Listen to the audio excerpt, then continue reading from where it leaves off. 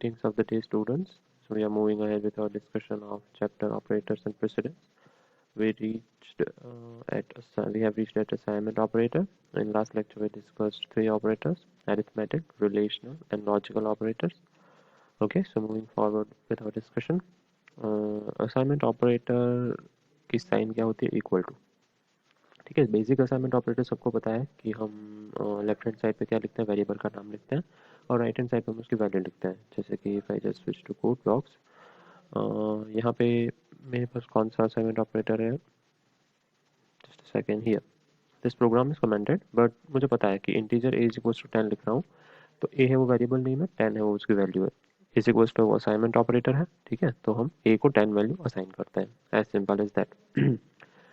तो दूसरे किस तरीके से असाइनमेंट ऑपरेटर यूज होगा कि वी फिर ऑपरेटर की साइन और इक्वल टू, ये दोनों साथ में यूज करते हैं. इज इक्वल्स टू कोई भी एक्सप्रेशन, जो भी आपका एक्सप्रेशन है वो एज इट इज रहेगा. एक्सप्रेशन यानी कोई भी एक वैल्यू नहीं हो सकती है, वो पूरा स्टेटमेंट हो सकता है. A plus B into X Y, whatever the statement is, वो स्टेटमेंट वैसे का वैसा रहेगा. तो हम उसको इसको शॉर्ट हैंड स्टेटमेंट कहते हैं या शॉर्ट हैंड ऑपरेटर कहते हैं. उसका एक्चुअल वैल्यू इस तरीके से होती है.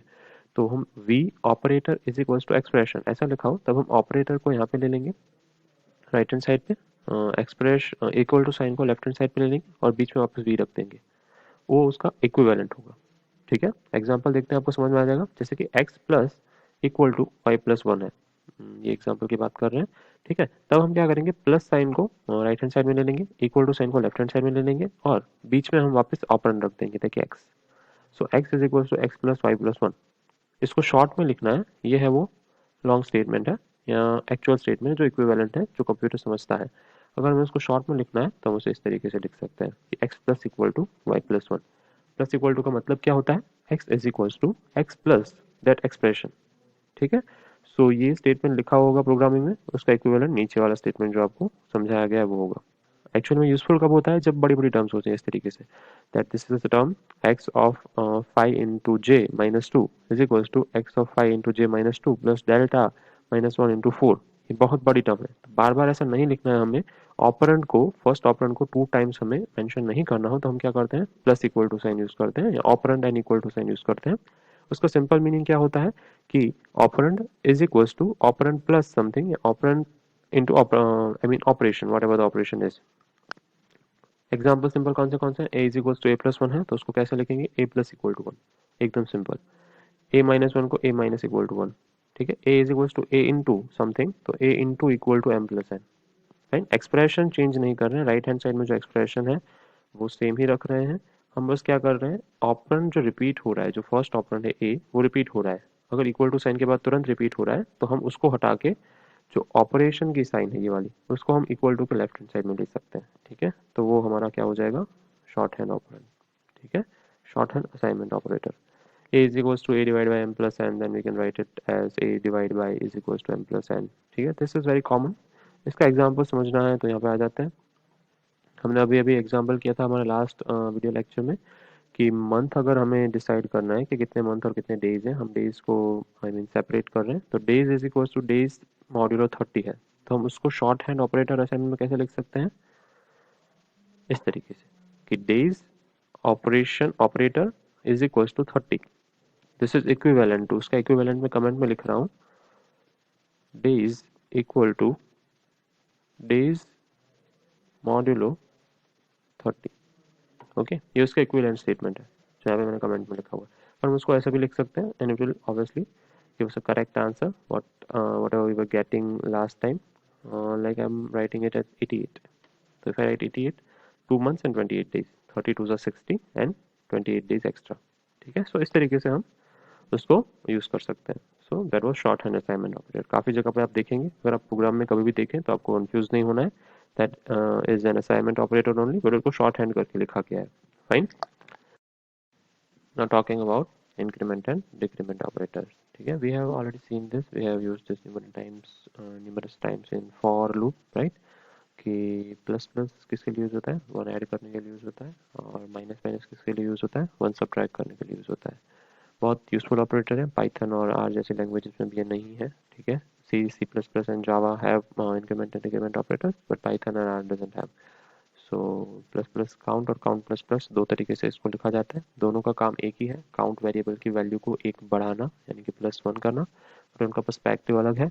क्या अलग है, will just see. Similarly minus minus count और काउंट माइनस माइनस भी सेम है, दोनों का काम है काउंट की वैल्यू एक कम करना, बट उनको कैसे यूज़ करते हैं प्रीफिक्स और पोस्टफिक्स पर्सपेक्टिव में। कि प्रीफिक्स में अगर हम यूज़ करें इस ऑपरेटर को तो इसका मतलब है इंक्रीमेंट डिक्रीमेंट पहले करना है और बाद में उनका जो पूरा एक्सप्रेशन में जहाँ पे वो यूज़ हुए हैं उसको इवेल्युएट करना है। और अगर हम पोस्ट फिक्स की तरह उनको यूज़ करें तो इसका मतलब है कि हमें एक्सप्रेशन को पहले इवेल्युएट कर देना है और बाद में इंक्रीमेंट या डिक्रीमेंट परफॉर्म करना है। ठीक है, एक एग्जांपल देख लेते हैं ये समझने के लिए। x की वैल्यू 10 है, y की वैल्यू 11 है। ठीक है, so c is equals to 10 into x plus plus. तो x प्लस प्लस में प्लस प्लस बाद में यूज हुआ है, इसका मतलब है ये पहले पूरा चीज कंप्लीट हो जाएगा, ये multiplication 10 into what ever the x value 10। x की वैल्यू 10 है तो 10 इंटू 10 100, हमारा आंसर 100 मिल गया। बाद में x की वैल्यू क्या हो जाएगी, obviously 11। If you will search afterwards what is the x value, it will B 11 because हमने x प्लस प्लस यूज किया है।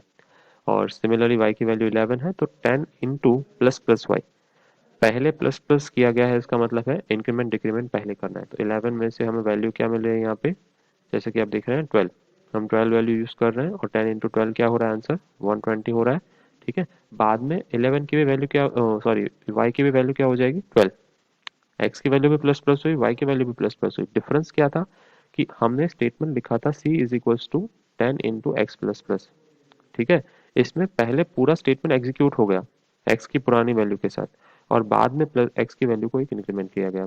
और यहाँ पे d is equal to 10 into plus plus y, जहाँ पे पहले y की वैल्यू को इंक्रीमेंट किया गया 12 किया गया, बाद में पूरा स्टेटमेंट या जो भी एक्सप्रेशन है उसको एग्जीक्यूट किया गया। तो x प्लस प्लस करना है या प्लस प्लस एक्स करना है वो आपकी कंडीशन पे डिपेंड करेगा कि आपको प्रोग्राम में उसको कैसे यूज करना है। Both things are possible, prefix increment operator and postfix increment operator, same way prefix decrement operator and postfix decrement operator. ठीक है, तो इन चीज़ों का ध्यान रखेंगे। Then we have conditional operator. Conditional operator हम ऑलरेडी सीख चुके हैं, इसीलिए मैंने इसका एग्जांपल नहीं लिया है। ये टर्नरी ऑपरेटर है, क्वेश्चन मार्क और सेमी कॉलन और कॉलन, सॉरी कॉलन। तो ये किसके लिए यूज होता है, इफ एल्स की तरह यूज होता है। कंडीशनल स्टेटमेंट है कि एक्स को कोई वैल्यू असाइन करनी है ए और बी में से बिगर, तो अगर ए ग्रेटर देन बी है तो ए असाइन करेंगे, अदरवाइज बी असाइन करेंगे। सिंपल इफ एल्स की तरह है और हमने ऑलरेडी डिस्कस कर लिया है। This both things are equivalent.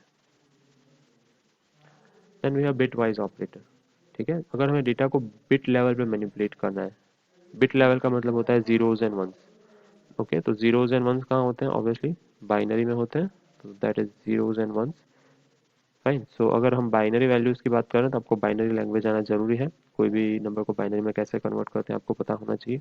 ठीक है, this operator are advise not to apply on the float and double. Float और डबल में ये बाइनरी में चीज़ों को कॉम्प्लिकेट कर देते हैं, तो उनमें अप्लाई नहीं कर सकते हैं। ठीक है, तो सबसे पहले ये टिल्ट साइन है, वो किसके लिए यूज़ होती है, वंस कॉम्प्लीमेंट के लिए यूज़ होती है। ठीक है, डबल ग्रेटर देन साइन है, वो राइट शिफ्ट के लिए होती है यूज़, कोई भी बिट को राइट शिफ्ट करना है। Double less than sign left shift के लिए। And operator bitwise and है, वन को जीरो करता है और जीरो को वन करता है। अगर तो वन ऑपरेशन हम उनको दें तो वन वैल्यू देगा, अगर दोनों जीरो थे तो जीरो देगा, मीन्स ट्रू फॉल्स की तरह। जैसे हम गेट्स की बात कर रहे थे, एंड और एक्स और गेट। ठीक है, सिंपल एंड और एक्स और गेट ही है और कुछ नहीं है। राइट, तो जैसे कि अभी बात करते हैं, एक्स की वैल्यू 13 है, दीज आर इंटीजर्स। ठीक है, एक्स वाई जेड इंटीजर्स हैं, एक्स की वैल्यू 13 है, ये मैंने बाइनरी में रिप्रेजेंट किया एक्स को 13। ठीक है, जैसे कि आप यहाँ पे देख पा रहे हैं ये 32 बिट नंबर है। Okay, and y is equals to 25, तो मैंने वाई को भी बाइनरी में रिप्रेजेंट किया हुआ है। और z is equals to x and y, मैंने एंड ऑपरेटर यूज़ किया है। ठीक है, बिट वाइज एंड ऑपरेटर जो हमने यहाँ पे देखा, बिट वाइज एंड यानी वो हर एक बिट को दूसरे बिट के साथ मैच करेगा और दोनों के बीच में एंड ऑपरेशन परफॉर्म करेगा। ये तो सारे जीरो ही हैं यहाँ तक, तो यहाँ तक तो जीरो आंसर आ गया। Zero and one are matched and zero answer है क्योंकि एक वैल्यू फॉल्स है। दोनों ट्रू हैं तो वन है, अगर अदरवाइज कोई भी एक वैल्यू फॉल्स है तो आंसर फॉल्स है। तो मुझे उसका आंसर क्या मिला, 1001। अगर 1001 को हम इंटीजर में कन्वर्ट करेंगे तो हमें आंसर क्या मिलेगा, 9 ऑब्वियसली। तो हमने आंसर किस में प्रिंट किया, इंटीजर में, तो मुझे आंसर मिल रहा है 9। ठीक है, सो अगर इस तरीके का प्रोग्राम ट्राई करना चाहते हैं जहाँ पे हम बिटवाइज ऑपरेटर में एंड ऑपरेशन परफॉर्म कर रहे हैं, एंड ऑपरेशन किस तरह है, एंड गेट की तरह। जब तक दोनों वैल्यू ट्रू नहीं है वो ट्रू नहीं देगा, वो सिर्फ फॉल्स देगा। ठीक है, सिर्फ दोनों वैल्यू ट्रू है तभी ट्रू देगा। दूसरा एग्जांपल है बिटवाइज ऑपरेटर का, कि ऑड और इवन नंबर फाइंड कर सकते हैं। जैसे कि हम टेस्ट बिट को 1 ले लेते हैं, 1 मतलब ऑल 0 एंड सब सिंगल 1, ठीक है। फिर हम जो भी नंबर करें उसका बाइनरी करेंगे, तो यहाँ तक सारी वैल्यूज 0 आएंगी। कोई भी नंबर होगा यहाँ तक सारी वैल्यूज 0 आएंगी। हम सिर्फ लास्ट बिट चेक कर रहे हैं। कोई भी ऑड नंबर होता है उसका लास्ट बिट क्या होता है, 1 होता है। और अगर हम टेस्ट में भी 1 देंगे तो 1 और 1 क्या हो जाएगा, ऑब्वियसली एंड होके हमें सिर्फ 1 वैल्यू मिलेगा। तो अगर कोई भी नंबर और टेस्ट बिट दोनों का एंड ऑपरेशन परफॉर्म करेंगे और हम 1 मिला यानी कि ट्रू मिला, तो वो नंबर क्या है, ऑड है, अदरवाइज वो नंबर इवन है। तो 7 के लिए आंसर हमें क्या मिल रहा है, ऑड मिल रहा है, राइट। तो हम सिर्फ लास्ट बिट चेक करके नंबर ऑड है दोनों डिसाइड कर सकते हैं using bitwise operator also. Okay, so अगर आपको एग्जाम में पूछा जाए कि write odd and even number program using bitwise operator, then you can use this program. Then we have bitwise operator example. ये लेफ्ट शिफ्ट और राइट शिफ्ट का example है कि टेस्ट की वैल्यू 5 है तो 5 का बाइनरी इस तरीके से होता है 0101। अब हम उसको एक लेफ्ट शिफ्ट कर रहे हैं। लेफ्ट शिफ्ट कैसे करते हैं, जो भी वैल्यू है उसको लिखते हैं, जो भी वेरिएबल नेम है, एंड शिफ्टिंग की साइन, लेफ्ट शिफ्ट की साइन क्या है, double less then, right shift की साइन क्या है, डबल ग्रेटर देन। और कितने बिट शिफ्ट करना है हमें, वो हम उसे ऑपरेंड लिखेंगे कि मुझे एक बिट शिफ्ट करना है। तो 0101 है, उसको मैंने शिफ्ट करके एक इस तरफ ले लिया तो लास्ट में एक जीरो ऐड हो गया, ठीक है, और मेरा नंबर बन गया 1010। And 1010 obviously represented as 10। Integer में उसकी वैल्यू क्या होती है, normal decimal 10। If you shift it more then you can get values like 20, 40, 80, ठीक है। आप कितने बिट शिफ्ट कर रहे हैं उस पर डिपेंड करता है, how many bits we are shifting test. Okay, so next operator is comma operator. ये मैंने ऑलरेडी एग्जांपल डिस्कस कर लिए हैं यहाँ पे आउटपुट के साथ, इसीलिए मैं इसको कोड ब्लॉक्स में नहीं शो कर रहा हूँ, right. I hope you will practice this at home. Then comma operator. Comma operator किसके लिए यूज होता है, लिंकिंग के लिए। अगर हमें रिलेटेड ऑपरेशंस हैं या रिलेटेड एक्सप्रेशन है उनको लिंक करने हैं एक साथ, तो कौन सा ऑपरेटर यूज होता है, कॉमा ऑपरेटर यूज होता है। That those are evaluated from left to right. Okay, वो लेफ्ट टू राइट इवेल्युएट होते हैं, और राइट मोस्ट जो एक्सप्रेशन होती है उसकी वैल्यू किसको मिलती है, कंबाइंडली एक्सप्रेशन को मिलती है। जैसे कि वैल्यू नाम का एक वेरिएबल है, equal to s x is equal to 10, y equal to 5 और एक्स प्लस वाई। ये एक ट्रू एक्सप्रेशन है, ये कोई भी एरर स्टेटमेंट नहीं है। मैंने क्या किया है, x को 10 वैल्यू दी है, y को 5 वैल्यू दी है और x प्लस वाई किया है, ठीक है। सो फाइनल इवेल्यूशन किसका हुआ, x प्लस वाई का, और x प्लस वाई असाइन हो गया वैल्यू को। तो 10 प्लस वाई कितने हो गए, 15। सो वैल्यू नाम के वेरिएबल में कितने नंबर स्टोर होगा, 15 नंबर। फाइन। सो मैंने यहाँ पे तीन चीज़ें की, दो इनिशियलाइजेशन की और एक ऑपरेशन किया, addition operation. Okay, similarly for loop में जैसे कि दो इनिशियलाइजेशन करना है तो मैं दोनों के बीच में कॉमा यूज़ करूंगा। फिर दो, एक से ज़्यादा इंक्रीमेंट है, डिक्रीमेंट है, तो एक से ज़्यादा इंक्रीमेंट और डिक्रीमेंट वेरिएबल्स के बीच में मैं कॉमा यूज़ कर सकता हूँ। वाइल में मल्टीपल कंडीशंस चेक कर सकता हूँ कि वाइल सी इज़ गेट कैर में अगर ये कब तक चलता रहेगा, जब तक EOF कैरेक्टर नहीं आ जाता। ये हमने पहले डिस्कशन किया था, ठीक है। जब तक EOF कैरेक्टर नहीं आ जाता ये लूप चलता रहेगा। और साथ में मैं दूसरी कंडीशन भी चेक कर रहा हूँ कि C should not be equal to 10, कि C में जो वैल्यू एंटर करे वो 10 नहीं होनी चाहिए। Okay, T is equals to X, X is equals to Y and Y is equals to T। This is called swapping values. Swapping value problem मैंने एक ही लाइन में किया हुआ है, ठीक है, कि X को X की वैल्यू मैंने किसको दे दी, T को, टेम्पररी वेरिएबल को कोई भी, और then X is equals to Y। ये एग्जांपल से समझेंगे तो ज़्यादा जल्दी समझ में आएगा। सो मैं क्या करता हूँ, एग्जांपल में शिफ्ट होता हूँ। स्वैपिंग वैल्यू प्रॉब्लम है, आई हैव द वैल्यू, जैसे कि I have the first step. Okay, first step क्या है, ए में 30 वैल्यू स्टोर्ड है, बी में 50 वैल्यू स्टोर्ड है। टेम्पररी वेरिएबल नाम की हमने एक एक्स्ट्रा स्पेस ली है वहाँ पे चीज़ें स्टोर करने के लिए, ठीक है। तो हम क्या करते हैं, पहले ए में से वैल्यू को यहाँ पे शिफ्ट करते हैं कि ए में से I shifted 30 value into temp variable. तो ए की वैल्यू है वो कोई भी एक्स्ट्रा वैल्यू होल्ड करने के लिए रेडी है, क्योंकि 30 मैंने कहीं पे संभाल के रख लिया है, ठीक है। तो मैं क्या करूँगा, अब ए की वैल्यू अगर खाली है तो मैं बी को यहाँ पे शिफ्ट कर लूँगा। सो नेक्स्ट स्टेप में क्या होगा, बी की वैल्यू ए में आ जाएगी, ठीक है। सो अब ए खुद की वैल्यू भूल चुका है, बी के पास कोई वैल्यू नहीं है और टेम्प में ए की वैल्यू पड़ी हुई है। तो नेक्स्ट स्टेप ऑब्वियसली क्या होगा, जो टेम्प की वैल्यू पड़ी हुई थी उसको हम कहाँ ले लेंगे, बी में ले लेंगे। यानी जो 30-50 था उसकी जगह पे 50-30 हो गया है। That is simple called swapping of values. Okay, और दूसरे तरीके से वैल्यूज को कैसे स्वैप कर सकते हैं, इस एक्सप्रेशन से x plus Y, X minus Y और X minus Y. Left hand side भी इंपॉर्टेंट है, x is equal to x plus Y, Y is equal to x minus Y और x is equal to x minus Y. कैसे होते हैं just memory representation के साथ देख लेते हैं एक बार इसको। ओके, सो यहाँ पे क्या केस है, x इज इक्वल टू 20 है, y इज इक्वल टू 45 है। स्वैपिंग करना है तो पहले हम x की वैल्यू बढ़ा रहे हैं, x में हम दोनों वैल्यू स्टोर कर रहे हैं x प्लस वाई, सो x की वैल्यू 65 हो रही है, 20 प्लस 45, एंड देन y में हम स्टोर कर रहे हैं x माइनस वाई, सो x की वैल्यू 65 है, हमें 20 को यहाँ पे लाना है, ध्यान रखेंगे। तो पहले हमने x की वैल्यू बढ़ा दी है 65 तक, तो अभी हमें अगर यहाँ पे 20 चाहिए, 20 जो यहाँ पे है वो हमें y की प्लेस पे चाहिए, तो 65 में से क्या माइनस करना है, y की वैल्यू जो करंटली 45 है। तो हम x y is equal to क्या कर रहे हैं, x माइनस वाई कर रहे हैं, तो यहाँ पे 20 आ गई है और यहाँ पे 65 है जो दोनों का एडिशन है। सो अगर हम 20 यहाँ पे ला रहे हैं तो हमें 45 कहाँ पे चाहिए, यहाँ पे चाहिए। सो हम बेसिकली क्या करना है, x is equal to x minus y करना है। सो अगर मेमोरी रिप्रेजेंटेशन के साथ ऐसा स्वैपिंग वगैरह टॉपिक समझेंगे तो बहुत इजीली समझ में आ जाएगा, ठीक है।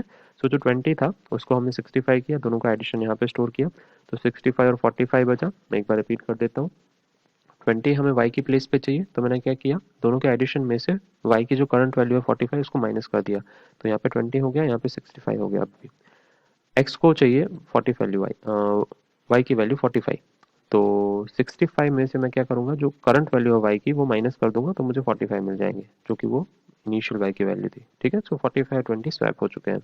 अगर आप टेम्पररी वैल्यू लेके करें तो भी करेक्ट है, अगर आप टेम्पररी वैल्यू के बिना x प्लस वाई और x माइनस वाई से करें तो भी करेक्ट है, ठीक है। इसका एक सिंपल एग्जांपल देखना है तो हम स्विच हो जाते हैं यहाँ पे, ठीक है। We have already seen this increment and decremented value, increment and decrement operator, ठीक है। सो हम यहाँ पे क्या करेंगे, integer, we want to see swapping, so integer x is equals to 20 and y is equals to 45, and then first we'll do it using temp variable, temporary variable है उसके use करके करेंगे। तो आफ्टर स्वैपिंग इसकी value हम print करेंगे x और y की, x एंड y, ठीक है। सो सबसे पहले हम टेम्प में वैल्यू स्टोर कर लेते हैं, किसकी, x की, x की वैल्यू स्टोर हो चुकी है, फिर हम x में किसकी वैल्यू स्टोर करेंगे, y की, ठीक है। अब हम y को वैल्यू असाइन कर देंगे टेम्प वाली, क्योंकि x के पास खुद की वैल्यू नहीं, सो y को वैल्यू असाइन कर देंगे टेम्प वाली। सो सबसे पहले मैंने x की वैल्यू को टेम्प में ले लिया, ताकि x की खुद की वैल्यू चली जाए, तो that doesn't make a problem, ठीक है। फिर मैंने x में y की वैल्यू स्टोर कर दी, x की खुद की वैल्यू है वो वैनिश हो चुकी है, पर पहले मैंने टेम्प को दे दी थी, इसीलिए मैं वापस वैल्यू का यूज़ कर रहा हूँ, y को देने के लिए यूज़ कर रहा हूँ। तो आफ्टर स्वैपिंग x और y जब मैं प्रिंट कर रहा हूँ तो क्या प्रिंट होने चाहिए, x should be equal to 45 and y should be equal to 20। Okay, so if I'll just run this, x 45 y 20 after swapping, ठीक है। फिर प्लस माइनस वाला केस करना है, अगर आपको टेम्प वेरिएबल यूज़ नहीं करना है तो मैं क्या करूँगा, पहले x is equals to x plus Y, x में दोनों का एडिशन स्टोर करूँगा, ठीक है। After storing addition in x, मैं y में क्या करूँगा, x माइनस वाई कर दूंगा, ठीक है, क्योंकि y की वैल्यू तभी क्या होगी, 45 होगी, और x में दोनों स्टोर्ड हैं, तो 65 माइनस 45 20, तो 20 है वो y में आ चुके हैं। अब हमें सिर्फ x में लाना है, x में स्टिल 65 स्टोर्ड है, तो 65 में से मैं अगर y की करंट वैल्यू है जो, y की करंट वैल्यू क्या है 20, वो मैं माइनस कर देता हूँ, तो मुझे x में न्यू वैल्यू मिल जाएगी। तो ये बिना टेम्प वेरिएबल यूज़ किए हुआ। सो स्वैपिंग ऑफ वेरिएबल अगर पूछा जाए कि कोई एक्स्ट्रा वेरिएबल यूज़ किए बिना आप वेरिएबल्स को स्वैप कीजिए, तो आप ये प्लस माइनस वाला जो है लॉजिक यूज़ कर सकते हैं, ठीक है। So if I run this, x is equals to 45 y 20 है, ठीक है, आफ्टर स्वैपिंग।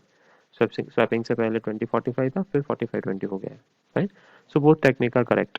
आपके प्रोग्राम में लिखा गया था कि इंटरचेंज टू वैल्यूज, वो स्वैपिंग वाला प्रोग्राम था, right. So moving forward, next operator is size of operator, compile time operator है। साइज रिटर्न करता है कि कौन से बाइट है, कोई वेरिएबल की साइज़ क्या है, कोई नंबर की साइज़ क्या है। जैसे कि साइज ऑफ सम, सम नाम का वेरिएबल है, अगर वो इंटीजर है तो वो रिटर्न करेगा according to current compiler. Actual integer की साइज़ क्या होती है, 2 होती है। So I'll just suggest you one thing. If you are asked an exam about size of operator, you always write whatever written in book theoretically. Long integer generally 8 return करता है, ठीक है, but it depends on compiler, how compiler treats it. So whatever the value is written in the book about memory representation और कितनी size है उसके हिसाब से हम लिखेंगे। 235L का मतलब वो लॉन्ग इंटीजर है, ठीक है। नॉर्मली क्यों यूज होता है size of operator? Determining the length of arrays. Arrays topic है वो हम पढ़ने वाले हैं, that is in our fourth chapter. Similar elements को एक साथ रिप्रेजेंट करने के लिए एक ही नाम से जब रिप्रेजेंट करना पड़ता है तब हम उसे एरे कहते हैं। ठीक है। स्ट्रक्चर है डिफरेंट डिफरेंट एलिमेंट्स को सिंगल एंटिटी में कंबाइन करने के लिए टाइप्स ऑफ। ठीक है। डिफरेंट डिफरेंट टाइप के एलिमेंट है, उनको सिंगल एंटिटी में कंबाइन करते हैं तब उसे स्ट्रक्चर के नाम से जाना जाता है। तो जब इन दो चीज़ों की साइज प्रोग्रामर के लिए अननोन है, ठीक है, तब हम उसको साइज ऑफ ऑपरेटर से चेक करते हैं कि कितनी साइज दैट ऑपरेटर या that entity is holding. Then allocate the memory space. अभी हम जनरली जो प्रोग्राम रन करते हैं वो स्टैटिक प्रोग्राम्स है, उसमें मेमोरी स्पेस है वो क्रिएट नहीं होती कोई भी नई memory space. Whatever the memory space is there, whatever it is predefined memory space, वो यूज़ हो जाती है सिर्फ। बट जब हम डायनेमिक मेमोरी वाले प्रोग्राम करेंगे, ठीक है, तब size of operator frequently use करेंगे कि मुझे कोई ऑपरेटर के लिए या कोई वेरिएबल के लिए मेमोरी असाइन करनी है तो कितनी मेमोरी असाइन करनी है, इंटीजर जितनी। कितनी मेमोरी असाइन करता हूँ, फ्लोट जितनी। ये सारी चीज़ें जब हमें पता नहीं होगा कि प्रोग्राम कितनी एक्सटेंट पे रन हो रहा है या कितने वेरिएबल्स के लिए रन हो रहा है, तब हम डायनेमिकली मेमोरीज असाइनिंग का प्रोग्राम लिखेंगे। डायनेमिक मेमोरी लोकेशन चैप्टर है हमारे पढ़ने में, ठीक है। So we will look at it when we reach up to that point. So arithmetic expression कैसे एवेल्यूएट होते हैं? Just a second, we didn't see the example of size of operators, so I will just switch to the code blocks.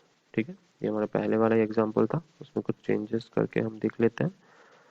जैसे कि अगर मैं x और Y को integer रख रहा हूँ, ठीक है, and then we are I am using X की साइज देन वाई की साइज। ठीक है। So size of x and size of Y. Size of वो कीवर्ड है, उसको चेंज नहीं कर सकते हैं। ब्रैकेट में हम कोई भी वैल्यू लिख सकते हैं according to our need.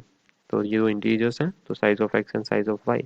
Integers कितनी स्पेस रोकता है उसके हिसाब से हमें जवाब मिलेगा। दोनों 4 डिनोट कर रहे हैं। Then we will use double.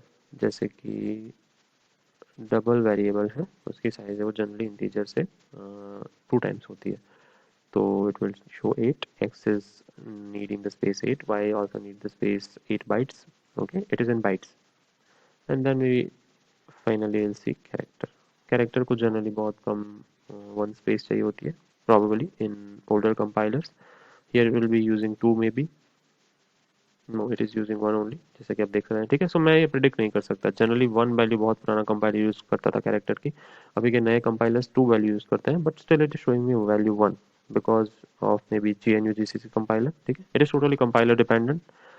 whatever your computer is giving answer that might be true, but इसका मतलब ये नहीं कि एग्जाम में सब अलग अलग लिखेंगे। I am repeating that thing again. You have to refer to your book for the I mean size of different type of data types. कि कोई भी वेरिएबल है, डिफरेंट डिफरेंट डेटा टाइप्स में जब उसको इनिशियलाइज किया जाता है तब वो कितनी स्पेस यूज़ कर रहा है वो आप कहाँ से देखेंगे? बुक रेफर करेंगे प्रॉपरली, उसकी जो थियरी है उसके हिसाब से आंसर सही माना जाएगा। Okay. So moving ahead with our PPT part.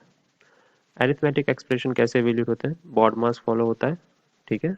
Bracket सबसे फर्स्ट आता है, बाद में division, multiplication, then subtraction and addition. Okay. और addition and subtraction both have similar priority, they are just evaluated from left to right. So a into b minus c अगर हमें evaluate करना है तो हम उसको इस तरीके से लिखते हैं, a into b first evaluate होगा फिर minus c evaluate होगा। m plus n into x plus y, तो दोनों के बीच में इंटू साइन लिखेंगे। मैथमेटिकल में ये इंटू समझ लेते हैं हम, पर कंप्यूटर ये नहीं समझेगा, हमें एक्सप्लिसिटली वहाँ पे बीच में इंटू साइन रखनी पड़ेगी। A B divide by C, तो हमें A into B divide by C specifically लिखना पड़ेगा। डिवीजन की अगर प्रायोरिटी ज़्यादा है तो डिवीजन पहले हो सकता है, so it is better you use brackets. 3x² plus 2x plus 1 क्या करेंगे? 3 into x then 2 into x और प्लस 1। मल्टीप्लिकेशन की प्रायोरिटी ऑलरेडी ज़्यादा है, so it will be evaluated first. A by b is very easy, a plus b plus c by 2। So as I said, यहाँ पर brackets use करना अच्छी बात है, it is a good practice because c by 2 can be evaluated first, then it can be added into plus b and plus a. So if you want to avoid them, use bracket at proper places. ठीक है। सो arithmetic relative arithmetic expressions सी में कैसे evaluate होते हैं वो दिखाया गया है।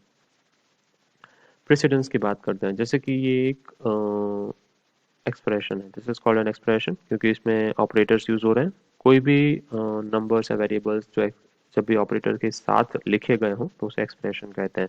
ये पूरा एक एक्सप्रेशन है।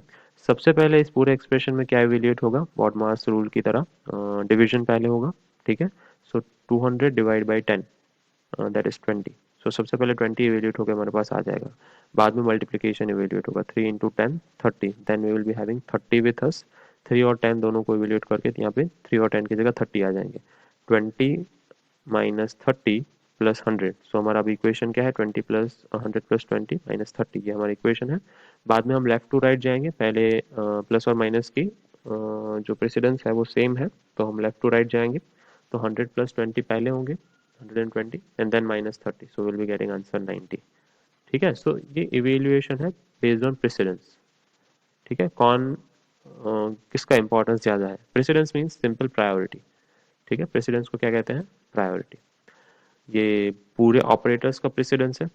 ठीक है, सबसे पहले पोस्ट फिक्स ऑपरेटर्स आएंगे, इंक्रीमेंट डिक्रीमेंट, ब्रैकेट्स हैं, पॉइंटर है। ठीक है, इनमें से काफ़ी सारे ऑपरेटर्स हम ऑलरेडी यूज़ कर चुके हैं, काफ़ी सारे नहीं किए होंगे जो प्रॉपर टाइम पे हम करेंगे आगे when we are learning advance topics. ठीक है, देन सबकी एसोसिएटिविटी डिफरेंट डिफरेंट है। कुछ की एसोसिएटिविटी राइट टू लेफ्ट है। एसोसिएटिविटी का मतलब होता है पहले क्या आएगा। जैसे प्रोग्राम में डिवीजन भी है और मल्टीप्लिकेशन भी है, बट पहले मल्टीप्लिकेशन परफॉर्म नहीं हुआ। हमने सबसे पहले कौन सा ऑपरेशन परफॉर्म किया, यहाँ पे आप देख सकते हैं 1 नंबर पे डिवीजन। क्योंकि डिवीजन और मल्टीप्लिकेशन की प्रेसिडेंस या प्रायोरिटी सेम है, तो हम लेफ्ट साइड से स्टार्ट करेंगे। जो पहले लेफ्ट हैंड साइड में जो भी ऑपरेटर होगा हम उसको पहले इवेल्युएट कर लेंगे। ठीक है, सिमिलरली कुछ operator right to left evaluated होते हैं, फाइन, तो उसका भी हम ध्यान रखेंगे। Most of the operator are left to right evaluated, but one of those are right to left evaluated. ठीक है, प्रीफिक्स या यूनरी ऑपरेटर्स हैं वो राइट टू लेफ्ट इवेल्युएटेड होते हैं। Clear. So mostly I suggest that arithmetic operators are used. Arithmetic operator का precedence या priority समझना ज़्यादा इंपॉर्टेंट है, बट हमें ओवरऑल पता होना चाहिए कि कौन से जो ऑपरेटर हैं उनकी प्रायोरिटी फॉरमोस्ट है। जैसे कि ब्रैकेट्स की फॉरमोस्ट है और सबसे कम किसकी है, लॉजिकल एंड की। लॉजिकल ऑपरेटर है उनकी सबसे लास्ट प्रायोरिटी है। तो प्रायोरिटी हमें पता होनी चाहिए क्योंकि हमारे एक्सप्रेशंस कैसे इवॉल्व होते हैं या इवेल्युएट होते हैं। ठीक है, बट सबसे इंपॉर्टेंट है मैथमेटिकल ऑपरेटर्स या अरिथमेटिक ऑपरेटर्स। जो भी अरिथमेटिक ऑपरेटर है वो ध्यान से समझेंगे कौन पहले इवेल्युएट होगा और कौन बाद में इवेल्युएट होगा। So we will keep it up to this in this chapter. एक छोटा सा एग्जाम्पल देखना बाकी है, that probably we will see in next lecture. Okay, so practice it up to this. और जैसे मैंने पहले बताया है, आपको थियोरेटिक एक्सप्रेशन है, जो आपका थियोरेटिक पार्ट है वो ज़्यादा इंपॉर्टेंट होगा इस चैप्टर में। छोटे छोटे चीज़ें हैं, रिलेशनल ऑपरेटर है, लॉजिकल ऑपरेटर है, देखने में बहुत इजी लगेंगी। ठीक है, पर आपको थियोरेटिकली पता होना चाहिए कि हमें कैसे लिखना है। So again I am just repeating same thing कि इसको थियोरी वाइज देखना और अच्छे से नोट्स बनाना। Keep your book together while you are referring to this video. आप अपनी बुक साथ में रखिए ताकि आपको पता चले कि आपको ऑपरेटर है और प्रेसिडेंस या प्रायोरिटी वाइज है उसको कैसे पढ़ना है। ठीक है, so we'll keep it up to this in this lecture. Good day.